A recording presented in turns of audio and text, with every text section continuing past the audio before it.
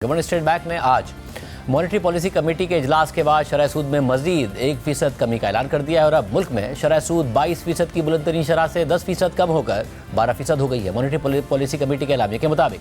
दिसंबर में महंगाई की शरह तवक्कात के मुताबिक 4.1% रही और जनवरी में इससे भी कम रहेगी। ताहम कोर इन्फ्लेशन में कमी जरूर आई है मगर वो अब भी बुलंद सतह पर है। ऐलामिया के मुताबिक इस माली साल की पहली छमाही में तरक्की की शरह तवक्कात से कम रही और महज 0.9% तरक्की देखी गई। दिसंबर में करंट अकाउंट सरप्लस रहने के बावजूद ज़र मुबादला के ज़खायर में कमी की वजह कम फाइनेंशियल इन्फ्लोज और बैरूनी कर्जे की ज़्यादा अदायगियाँ हैं। इसके अलावा टैक्स महसूलात में इजाफे के बावजूद हुकूमत इस माली साल के इब्तिदाई 6 माह में टैक्स हदफ हासिल करने में नाकाम रही। एलामिया में मजीद कहा गया है कि गुज़िश्ता माली साल की पहली छमाही में तरक्की की शरह 2.3% रही थी मगर इस माली साल में महज 0.9% रहने की सबसे बड़ी वजह ज़रूरी तरक्की का महज 1.2% होना है जो कि गुज़िश्ता माली साल की पहली छमाही में 8.1% थी। और दस्तियाब मालूमात और सैटेलाइट इमेजेस के मुताबिक गंदम की पैदावार भी कम ही रहेगी जबकि इंडस्ट्रियल सेक्टर की पैदावार में भी कमी आई है जिसकी बड़ी वजह लो वेट आइटम्स की पैदावार में कमी है जबकि टेक्सटाइल फूड और बेवरेजेस की पैदावार में बेहतरी देखी गई है